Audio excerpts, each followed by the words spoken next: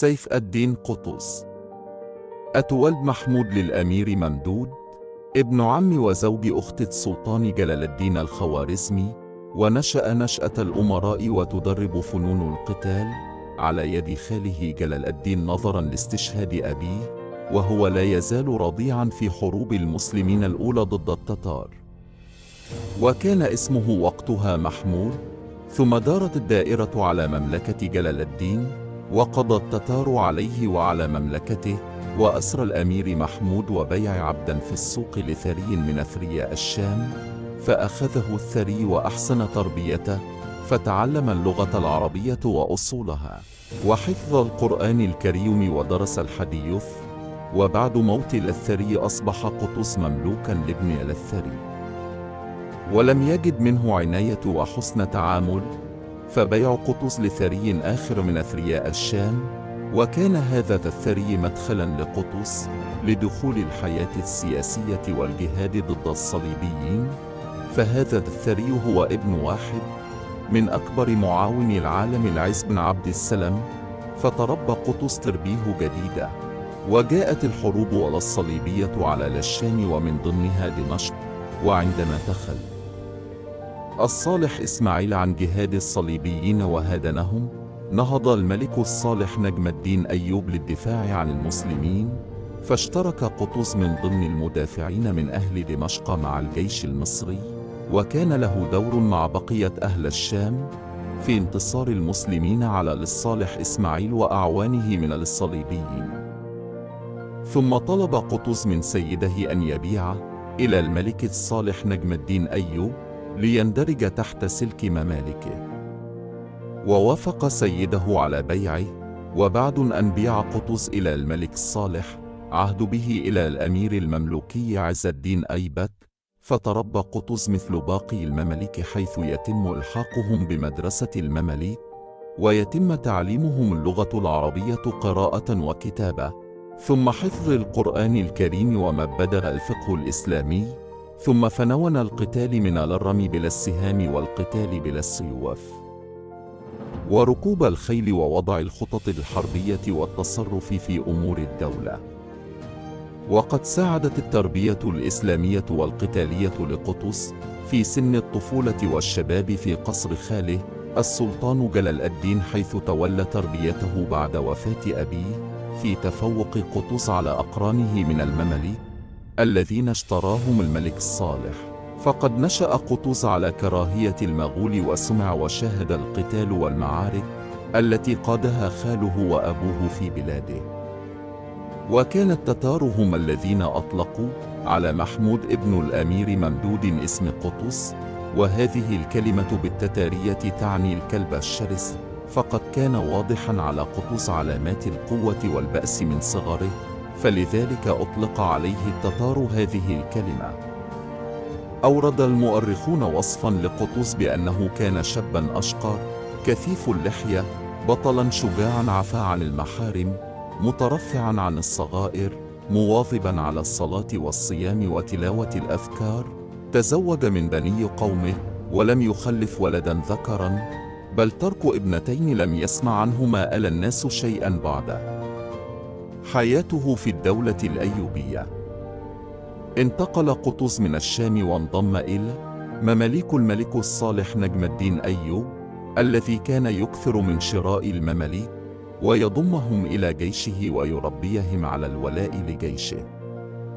ولأن قطز من أصول ملكية في الدولة الخوارزمية، وقد تعلم فيها فنون القتال، وشاهد المعارك والحروب التي دارت بين قومه وبين التتار المغول، فقد ساعده ذلك كله في ترقيته في صفوف المماليك الصالحية البحرية، وارتقى بسرعة حتى أصبح للساعد الأيمن لأمير جنود للسلطان الأمير عز الدين أيبك، الذي كان له دور هام في الأحداث السياسية في مصر والبيت الأيوبي.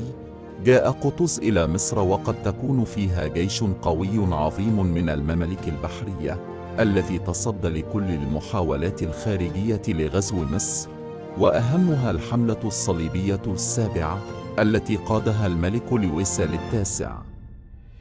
وقد أظهرت معركة المنصورة قوة المماليك العسكرية والتخطيطية في إدارة المعارك، ثم قدرتهم على الحكم وإدارة شؤون البلاد، حين قرروا التخلص من السلطان تورانشاه وتنصيب شجر الدر زوجة سيدهم الملك الصالح ملكة على مصر، ثم ظهورهم على الساحة كسلاطين وحكام لمصر والشام.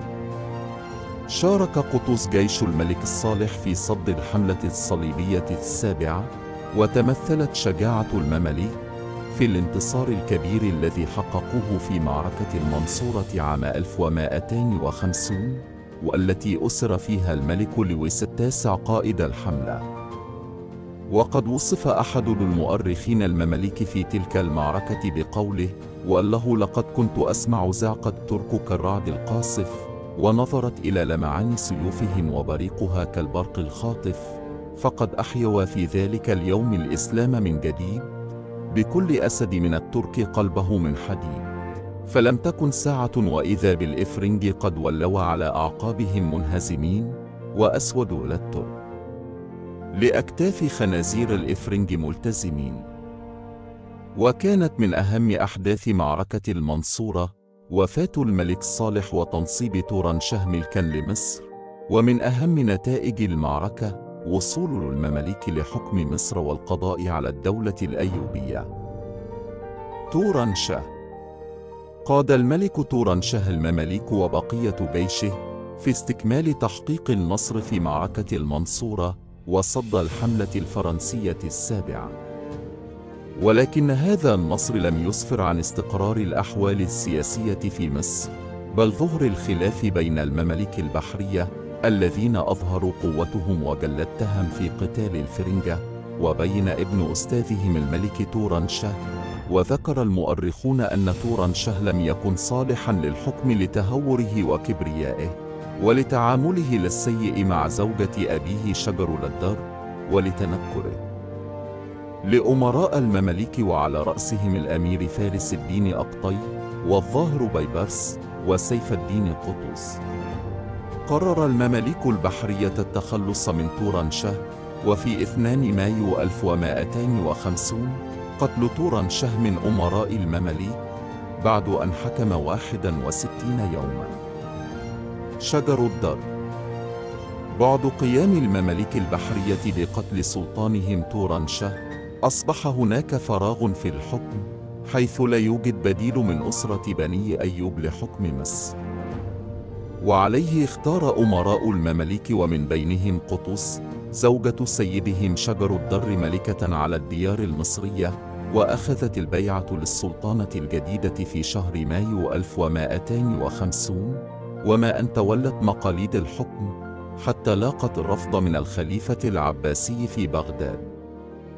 وقام العلماء ينددون بتنصيبها في المنابر، وتفجرت الثورات في العالم الإسلامي، فما كان من شجر الدر إلى التنازل بالحكم لأحد أمراء المماليك البحرية بعد أن حكمت مصر 80 يوما. حياته في الدولة المملوكية. بعد أن قررت شجر الدر التنازل عن الحكم، اختارت عز الدين أيبك التركماني الصالحي خليفة لها في الحكم بعد زواجها منه. وقد وافق أمراء المماليك وقطز أحدهم على اختيار أيبك كأول سلاطين الدولة المملوكية، وقد شارك قطز السلطان أيبك في هزيمة الأيوبيين بقيادة الملك الناصر في معركة عند بلدة العباسة بين الصالحية وبلبيس. وعندما دب الخلاف بين عز الدين أيبك وفارس الدين أقطي، قرر أيبك إنشاء فرقة من المماليك عرفوا فيما بعد بالمماليك المعزية، نسبة إلى لقب عز الدين أيبك الملك المعز، وعين مملوكه قطز المعزي نائبا للسلطنة في مصر. ولما أحس أيبك بخطر الأمير أقطي وخطر فرقته المماليك البحرية، خشي أيبك على حياته بعد أن وصلته أخبار عن عزم أقطي اغتياله.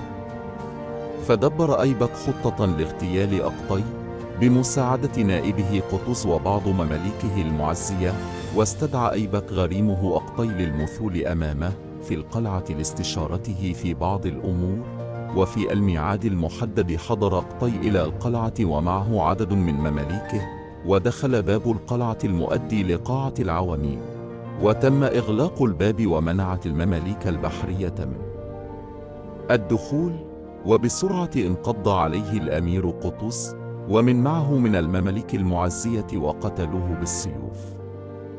ثم وقع الخلاف بين أيبك وزوجته شجر الدر بسبب تمرده عليها وعدم إشراكها في حكم مصر، وبسبب تخلصه من الممالك البحرية.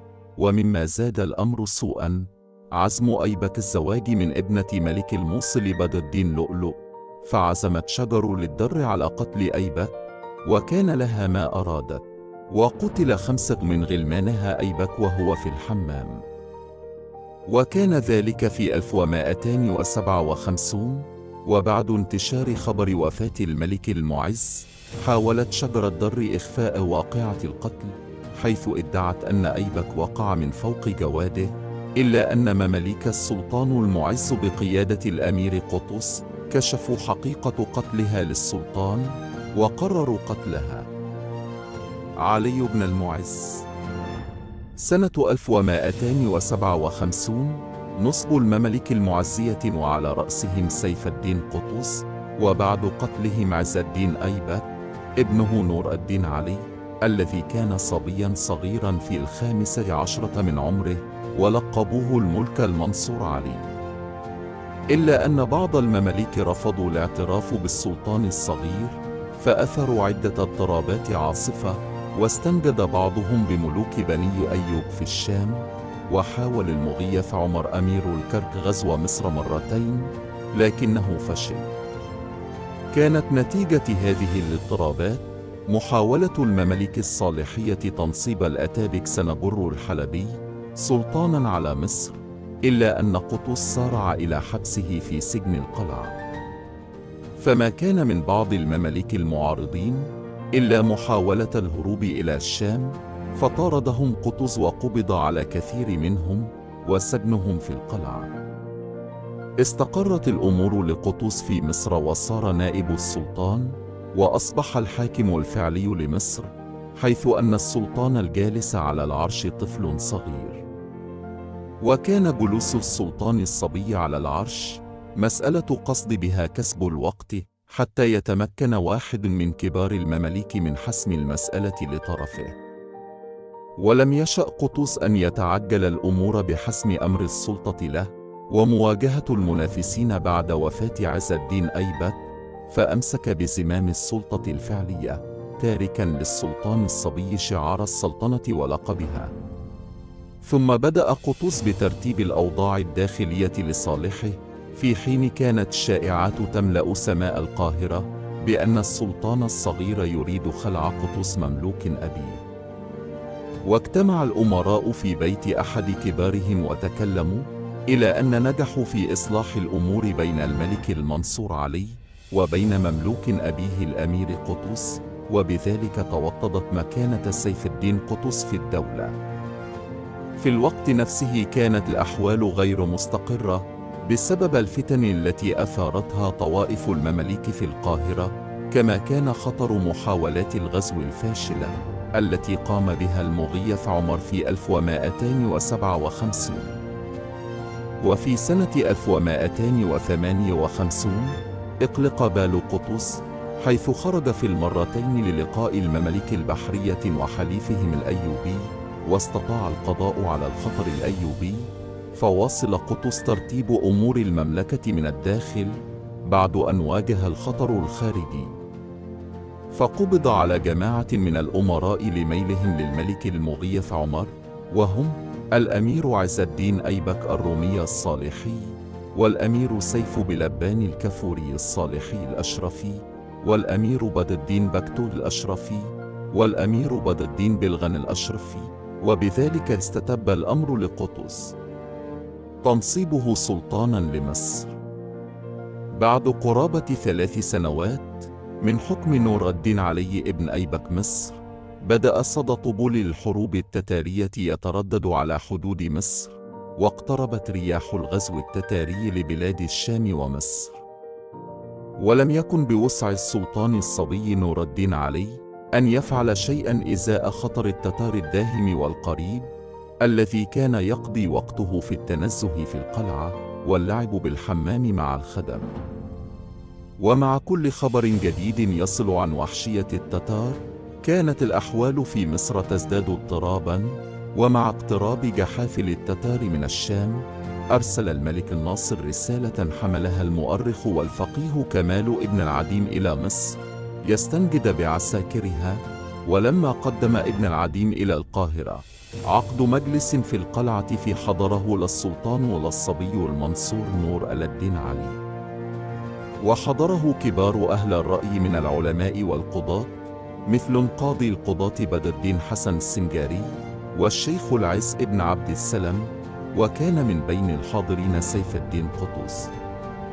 وكان هذا الاجتماع آخر خطوات قطز نحو وصوله لعرش مصر وقتال التتار، فقد استغل قطز اجتماع القلعة لخلع السلطان الصبي، وأخذ في الاجتماع يتحدث عن مساوئ المنصور علي وقال: لا بد من سلطان قاهر يقاتل هذا العدو، والملك الصبي لا يعرف تدبير سلطة.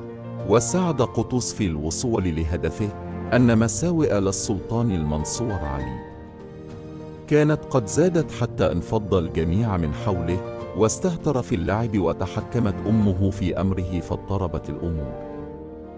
وانتهز قطز الفرصة المناسبة عندما خرج أمراء الممالك البحرية والمعزية في رحلة صيد في منطقة العباسية في الشرقية، وعلى رأسهم الأمير سيف الدين بهادر والأمير علم الدين سنجر الغتمي، وكان ذلك في 1259.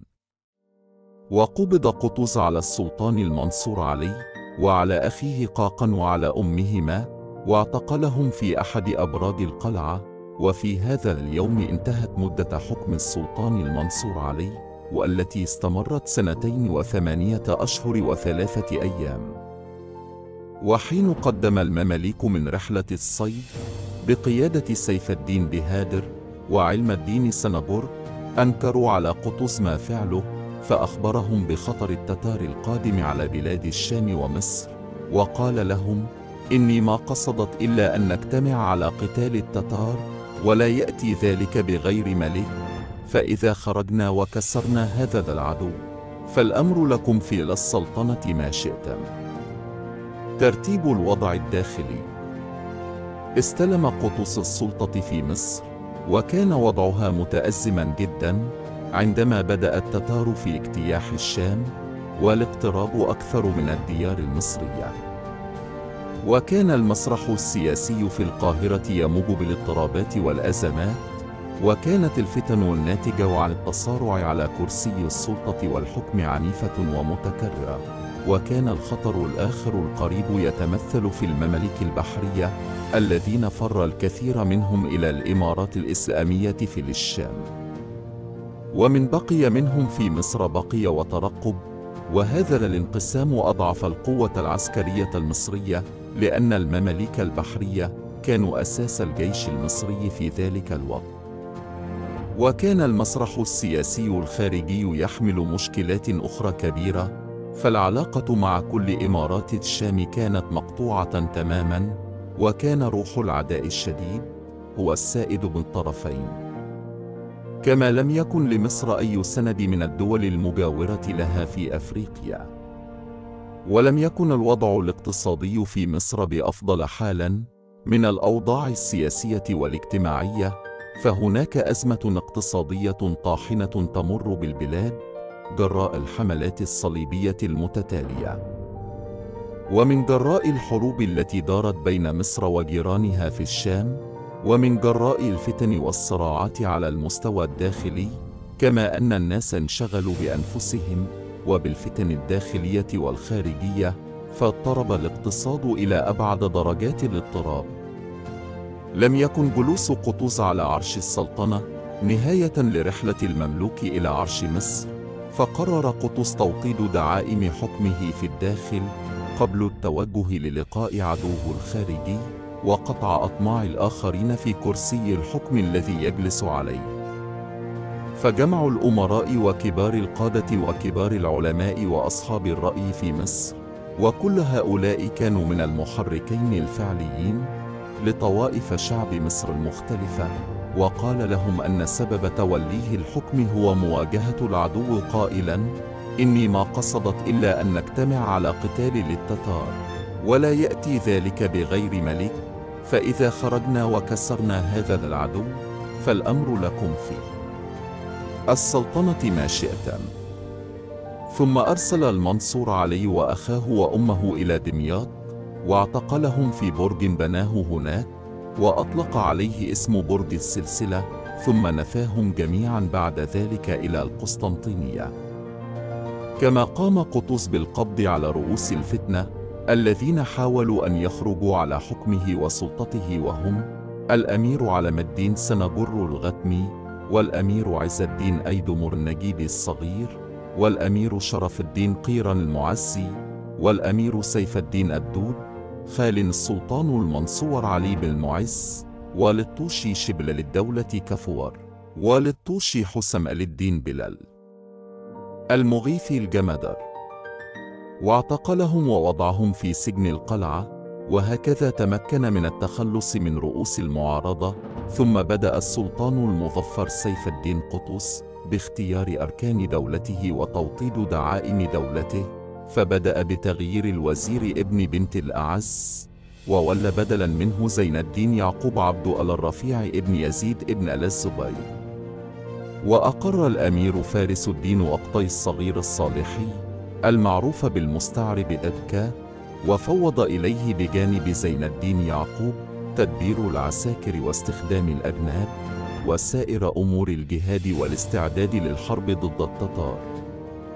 وبعد أن ضمن سيف الدين قطز هدوء الأحوال داخل دولته، بدأ في التوجس من الملوك الأيوبيين في الشام، خاصة الناصر يوسف صلاح صاحب دمشق وحلب، وخاف من عاقبة مواجهته بدلا من مواجهة التتار، فكتب إليه خطابا رقيقا حاول فيه تجنب المواجهة معه، وأقسم قطز بالأيمان أنه لا ينازع الملك آل الناصر في السلطنة ولا يقاومه، وأكد له أنه نائبا له في مصر، ومتى حل بها أقعده على كرسي العرش، وقال: وإن اخترتني خدمتك، وإن اخترت قدمت، ومن معي من العسكر نجدة لك على القادم عليك، فإن كنت لا تأمن حضوري أرسلت لك العساكر تختار من تختاره. الإعداد لمواجهة التتار ومعركة عين جالوت. أصبح خطر التتار يهدد مصر بعد أن تمكنوا من الاستيلاء على جميع الإمارات والدول والأراضي الإسلامية، حتى وصلت سلطتهم إلى غزة، ولم يبق بينهم وبين مصر إلا معركة الحسم.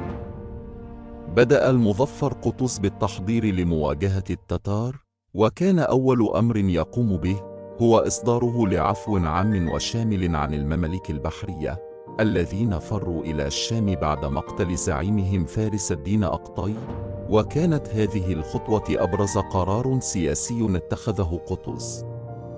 فقوات المماليك المعزية لا تكفي لحرب التتار، وكانت المماليك البحرية قوة عظيمة وقوية ولها خبرة واسعة في الحروب. فإضافة قوة المماليك البحرية إلى المماليك المعزية المتواجدة في مصر ستنشئ جيشا قويا قادرا على محاربة التتار. وكان من نتائج هذه الخطوة عودة القائد الظاهر بيبرس إلى مصر، فاستقبله قطز استقبالا لائقا وعظم شأنه، وأنزله دار الوزارة، وأقطعه قليوب ومحولها من القر، وجعله في مقدمة الجيوش في معركة عين جالوت. ثم واجهت قطز أزمة اقتصادية منعته من تجهيز الجيش المتجه لمواجهة التتار، فلا بد من تجهيز الجيش المصري وإعداد التموين اللازم له، وإصلاح الجسور والقلاع والحصون، وإعداد العدة اللازمة للحرب، وليس هناك من الأموال ما تكفي لتأمين كل ذلك. فقام قطز بدعوة مجلسه الاستشاري، ودعا إليه سلطان العلماء العز ابن عبد السلام. اقترح قطز أن تفرض ضرائب لدعم الجيش، ولكن هذا القرار يحتاج فتوى شرعية، لأن المسلمين في دولة الإسلام لا يدفعون إلا الزكاة. عندها أفتى العز بن عبد السلام وقال: إذا طرق العدو بلاد الإسلام وجب على العالم كله قتالهم، وجاز لكم أن تأخذوا من الرعية ما تستعينون به على جهادكم، بشرط ألا يبقى في بيت المال شيئا، وتبيع مالكم من الحوائص، وهي حزام على الرجل وحزام الدبة، ألا الذهبية والآلات ألا النفيسة، ويقتصر كل جند على مركوبه وسلاحه، ويتسوى هم والعامة. وأما أخذ الأموال من العامة مع بقايا في أيدي الجنود من الأموال والآلات الفاخرة فلا. وقد بين العز بن عبد السلام بأنه لا يجوز فرض ضرائب إلا بعد أن يتساوى الوزراء والأمراء مع العامة في الممتلكات، ويجهز الجيش بأموال الأمراء والوزراء، فإن لم تكفي هذه الأموال جاز هنا فرض الضرائب على الشعب بالقدر الذي يكفي لتجهيز الجيش. قبل سيف الدين قطز فتوى العز بن عبد السلام، وبدأ بنفسه وباع كل ما يملك، وأمر الوزراء والأمراء أن يفعلوا ذلك، فانصاع الجميع وامتثلوا أمره، فقد أحضر الأمراء كافة ما يملكون من مال وحلي نسائهم، وأقسم كل واحد منهم أنه لا يملك شيئا في الباطل.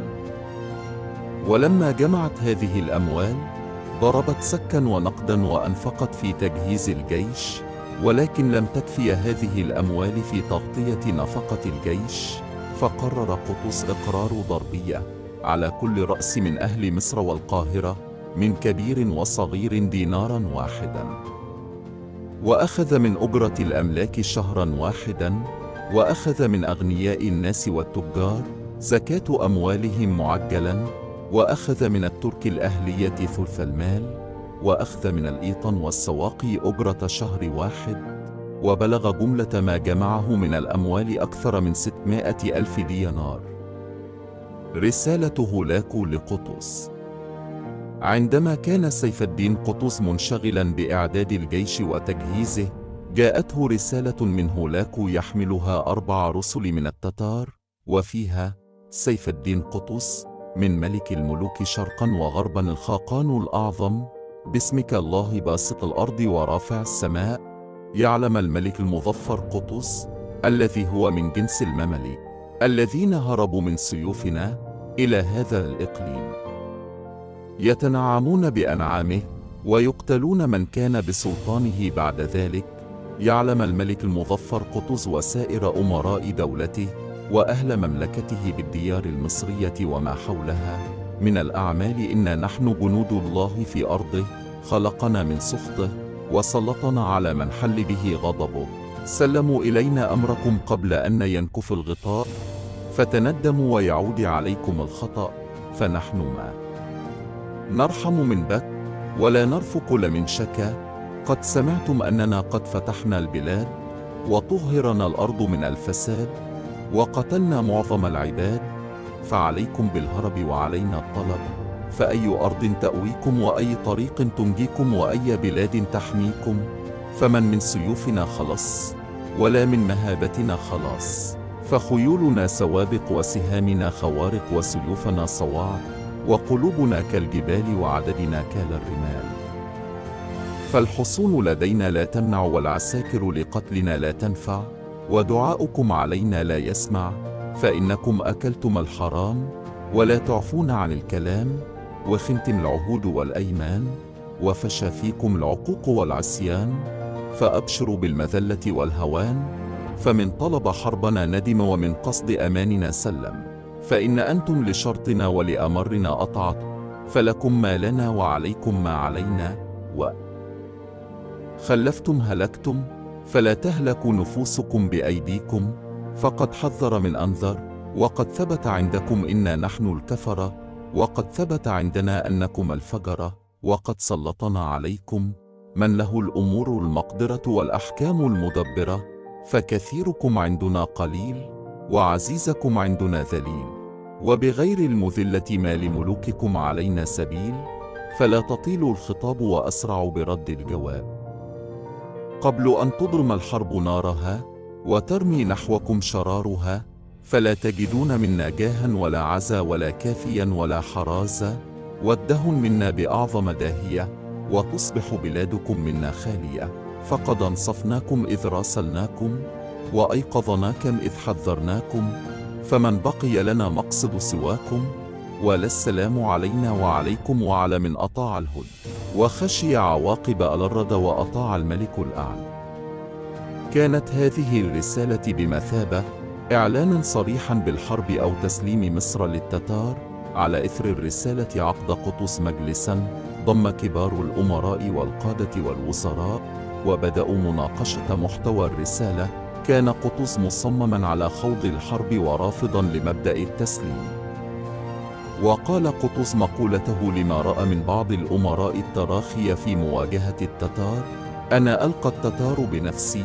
ثم قال: يا أمراء المسلمين، لكم زمان تأكلون أموال بيت المال، وأنتم للغزاة كارهون، وأنا متوجه، فمن اختار الجهاد يصحبني، ومن لم يختر ذلك يرجع إلى بيته، فإن لله مطلع عليه، وخطيئة حريم المسلمين في رقابكم. وقال: من للإسلام إن لم نكن نحن.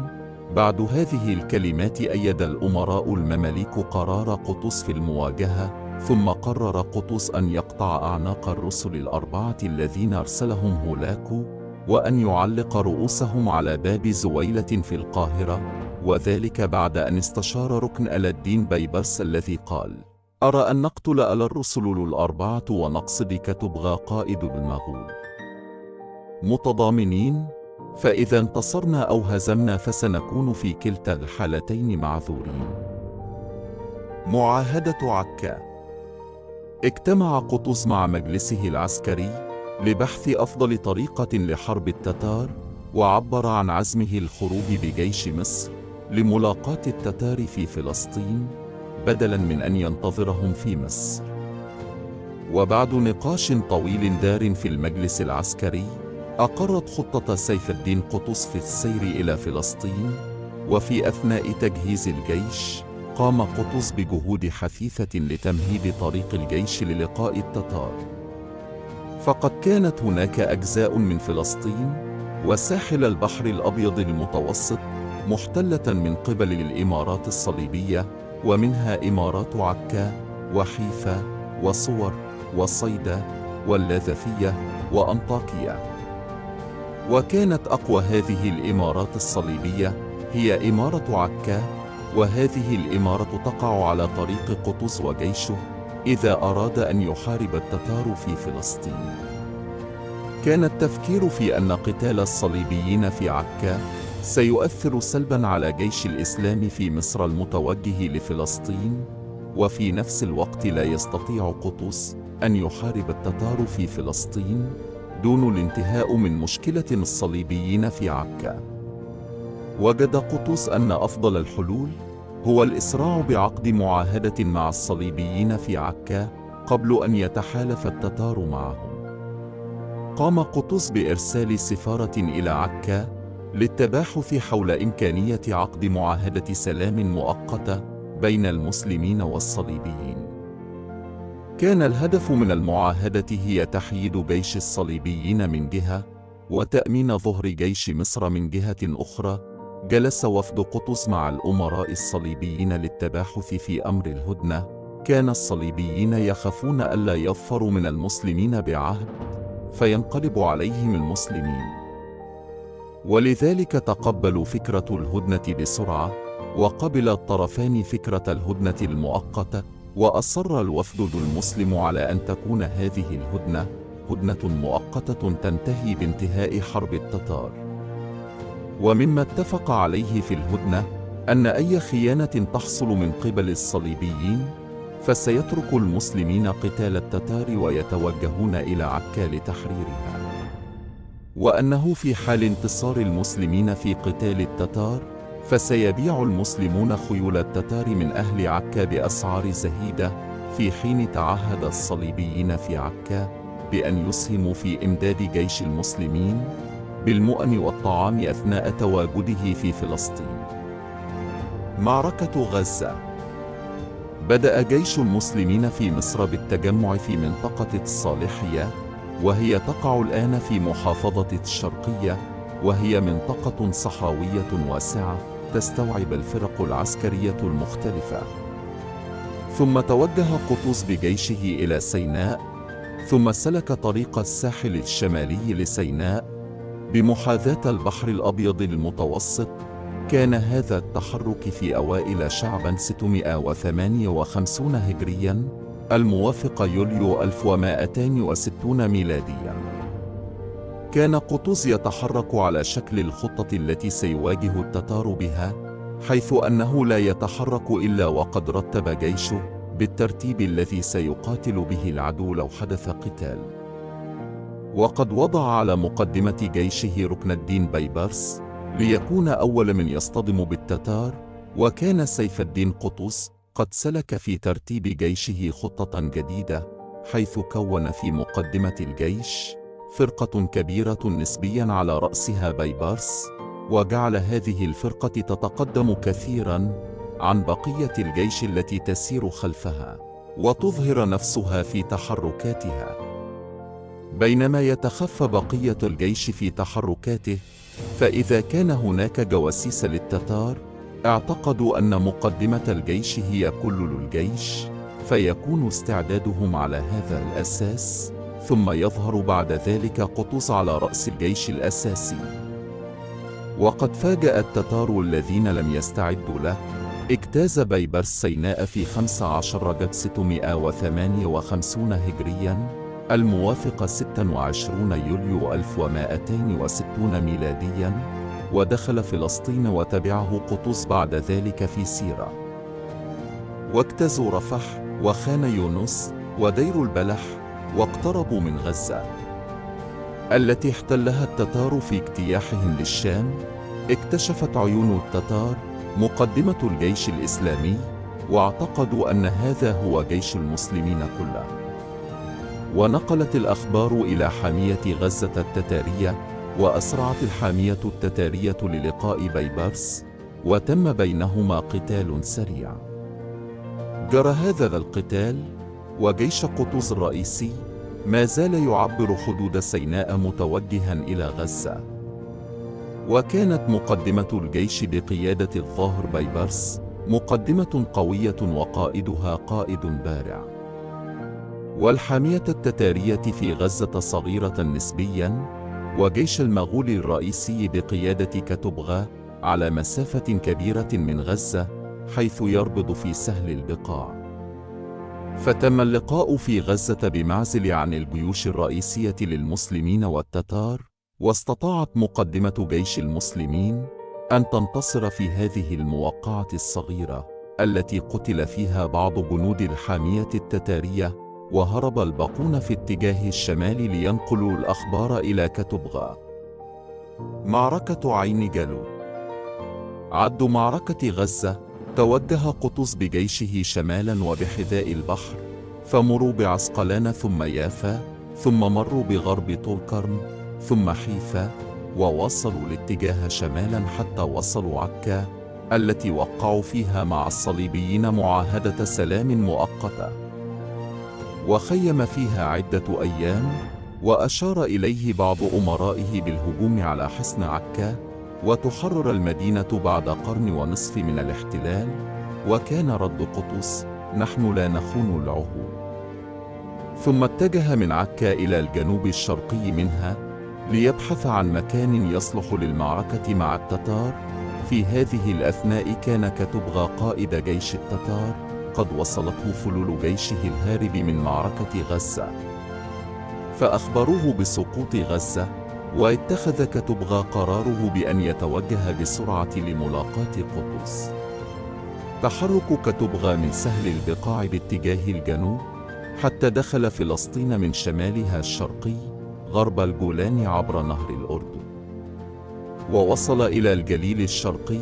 واكتشفت استطلاعات جيش قطز حركة كتبغى، ونقلت له الأخبار بسرعة، فغادر عكا في اتجاه الجنوب الشرقي، ثم أسرع باجتياز الناصرة وتعمق أكثر في الجنوب الشرقي حتى وصل منطقة تعرف باسم سهل عين جالوت، التي تقع تقريبا بين مدينة بيسن في الشمال ومدينة نابلس في الجنوب. وفي يوم الجمعة 25 رمضان 658 هجريا الموافق 3 سبتمبر 1260 ميلاديا، رتب قطز جيشه واستعد للمعركة. وما إن أشرقت الشمس حتى أتى جيش التتار لسهل عين جالوت من الشمال، كان الجيش يختبئ خلف التلال، وكانت مقدمة الجيش بقيادة الظاهر بيبرس لا تخفي نفسها، وكان الهدف من هذه الخطة حتى يعتقد جواسيس التتار أن هذه المقدمة هي كل الجيش. وبدأت مقدمة الجيش في النزول من أحد التلال لسهل عين جالوت، وبعد أن نزلت مقدمة جيش المسلمين بقيادة الظاهر بيبرس، بدأت فرقة عسكرية مملوكية في الظهور على أرض المعركة، وانطلقت بقوة تدق طبولها وتنفخ أبواقها وتضرب صموبها النحاسية، وكانت هناك ضربات معينة للميمنة، وضربات معينة للميسرة، وضربات معينة للقلب، وكانت هناك ضربات محددة للتقدم والتأخر، وضربات خاصة لكل خطة عسكرية، وبذلك استطاع قطز أن يقود المعركة عن بعد. ووقف الظاهر بيبرس بقواته على المدخل الشمالي لسهل عين جالوت، بينما ترك السهل بكامله خاليا من خلفه.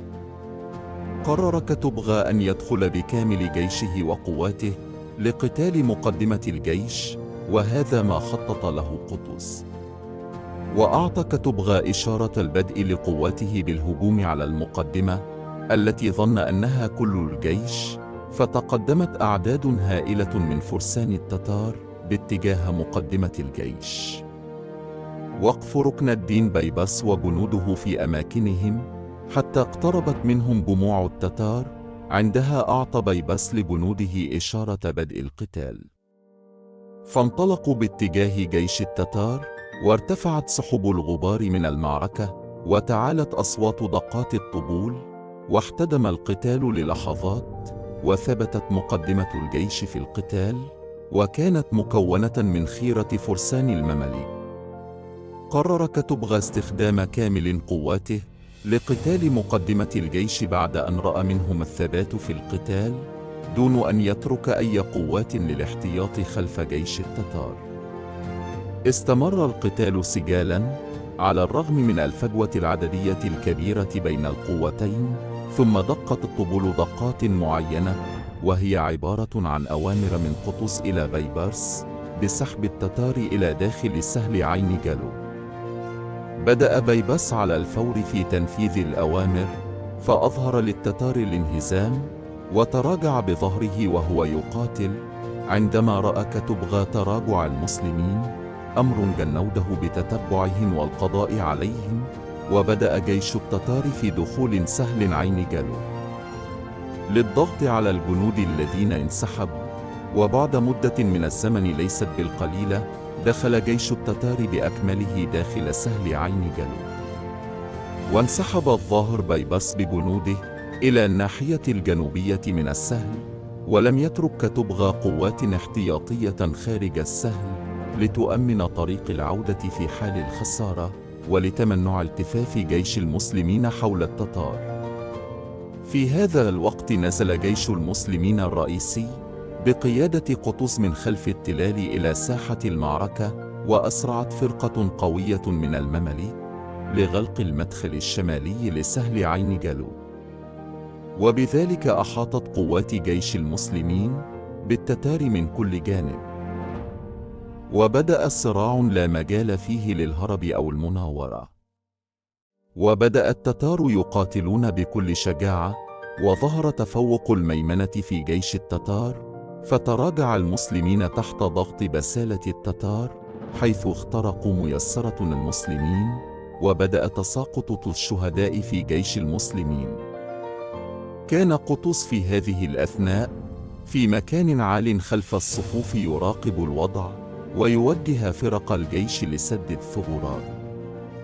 ولما رأى معاناة ميسرة الجيش، دفع بقوة احتياطية لمساندتها، ولكن هذه القوة لم تغير في الأمر شيئا أمام بسالة وقوة ميمنة التتار.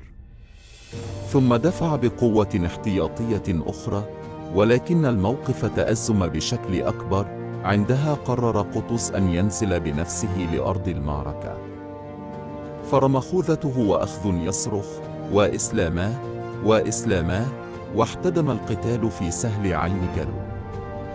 وكان فيه أن صوب أحد التتار سهمه نحو قطز، فأخطأه وأصاب فرسه وقتل الفرس. واستمر القتال وقطز في أرض المعركة يقاتل، وبدأت الكفة تميل لصالح المسلمين، وارتد الضغط على التتار. وتقدم أمير من أمراء المماليك واسمه جمال الدين آقوش الشمسي، واخترق صفوف التتار حتى وصل لكتبغا. ودار بينهما قتال، فتمكن آقوش من كتبغا وقتله، وبقتله قتلت العزيمة عند جيش التتار. وأصبحوا يقاتلون ليفتحوا لأنفسهم طريقا في المدخل الشمالي لسهل عين جالوت ليتمكنوا من الهرب، واستطاعوا فتح ثغرة في المدخل الشمالي، وخرجت أعداد كبيرة منهم باتجاه الشمال. وخرج المسلمون في طلبهم حتى وصل التتار الفرون إلى مدينة بيسن. وعندما وصل إليهم المسلمين، لم يجد التتار أمامهم إلا أن يعيدوا تنظيم صفوفهم ويصطفوا من جديد. ودارت بين الطرفين معركة كبيرة قرب بيسن، وقاتل التتار فيها قتالا شديدا، وبدأوا يضغطون على المسلمين، ودارت الدائرة لهم. عندها كرر قطز ما فعله في عين جالوت، وأخذ يصيح بالجنود: وإسلاماه وإسلاماه وإسلاماه. وأقبل الجنود على القتال، وارتفعت راية الإسلام وهاوت راية التتار، وبدأ جنود التتار في التساقط. وكانت نتيجة المعركة أن أبيد جيش التتار بأكمله، ولم يبقى على قيد الحياة من الجيش أحد. تحرير دمشق. وبعد الانتصار الذي حققه قطز وجيشه في عين جالوت، كان يفكر في أمر الحاميات التتارية في بلاد الشام، في دمشق وحمص وحلب وغيرها من مدن الشام. ومع ما أصاب جيش المسلمين من كثرة الشهداء وكثرة الجرح وما لقوه من عناء وتعب، قرر سيف الدين قطز السير لدمشق لتحريرها من سيطرة التتار. واستغلال فرصة انكسار جيش التتار وهزيمته الساحقة في سهل عين جالوت، أراد سيف الدين قطز أن يستثمر انتصاره على جيش المغول في عين جالوت في تهيئة انتصار جديد للمسلمين في دمشق على جيش التتار المحتمي فيها. فجيش التتار تم قتله بأكمله في المعركة، ولم ينقل أحد منهم الخبر إلى دمشق. فأراد قطز أن ينقل خبر النصر الكبير على المغول بنفسه، ليضعف من معنويات الحامية التتارية في دمشق، فيسهل عليه فتحها. قرر قطز أن يرسل رسالة إلى التتار يعلمهم فيها بهزيمة كتبغا وجيشه. وجاء فيها سيف الدين قطز النصر الذي شهد الضرب بصحته والطعن بنصيحته، فهو أن التتار خذلهم له، استطلوا على الأيام وخاضعوا بلاد الشام، واستنجدوا بقبائلهم على الإسلام، وهذه عساكر الإسلام مستوطنة في مواطنها، ما تزلزل لمؤمن قدم إلا وقدم إيمانه راسخة، ولا تثبت لأحد حجة إلا وكانت الجمعة ناسخة، ولا عقدت برجمة ناقوس إلا وحلها الآذان، ولا نطق كتاب إلا وأخرسه القرآن، ولم تزل أخبار المسلمين تنتقل إلى الكفار، وأخبار الكفار تنتقل إلى المسلمين، إلى أن خلط الصباح فضته بذهب الأصيل، وصار اليوم كأمس، ونسخت آية لليل بسورة للشمس، إلى أن تراءت العين بالعين، وأضرمت نار الحرب بين الفريقين، فلم تر إلا ضربا يجعل البرق نضوا، ويترك في بطن كل من المشركين شلوا، وقتل من المشركين كل جبار عنيد، ذلك بما قدمت أيديهم، وما ربك بظلام للعبيد. سيف الدين قطز. وصلت رسالة سيف الدين قطز إلى دمشق في يوم 27 أو 28 من شهر رمضان، وبهذه الرسالة علم المسلمون نبأ الانتصار، فقاموا بثورة عارمة داخل دمشق، وأمسكوا بجنود التتار وقتلوا عددا منهم، وأسروا عددا آخر وهرب عدد آخر. وكان السبب الرئيسي لما حدث في دمشق هو انهيار معنويات التتار بعد سماعهم خبر هزيمة كتبغى في عين جالوت. وفي يوم 30 من رمضان وصل سيف الدين قطز وجيش المسلمين دمشق بعد 5 أيام من معركة عين جالوت. ودخل جيش المسلمين دمشق واستتب الأمن. تحرير حمص وحلب. في أول أيام عيد الفطر أرسل سيف الدين قطز قائده الظاهر بيبرس بمقدمة جيشه لتتبع الفرين من التتار وتطهير المدن الشامية الأخرى من الحاميات التتارية. فوصل بيبرس لحمص واقتحم معسكرات الحامية التتارية وقضى عليهم وهرب منهم، وأطلق سراح المسلمين الأسرى الذين كانوا في قبضة التتار. ثم انطلقوا خلف الحاميات التتارية الهاربة فقتلوا أكثرهم وأسروا الباقين، ولم يفلت منهم إلا الشريد.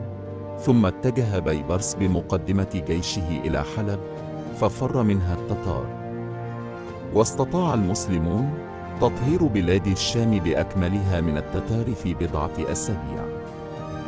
ما إن حرر قطز مدن الشام حتى خطب له على المنابر في كل المدن المصرية والشامية والفلسطينية. أعلن سيف الدين قطز توحيد مصر والشام تحت دولة واحدة بزعامته. وكانت هذه الوحدة هي الوحدة الأولى بين الإقليمين منذ 10 سنوات، وذلك منذ وفاة الملك الصالح نجم الدين أيوب. وبدأ قطز في توزيع الولايات الإسلامية على الأمراء المسلمين، وأرجع بعض الأمراء الأيوبيين إلى مناصبهم، وذلك ليضمن عدم حدوث أي فتنة في بلاد ومدن الشام.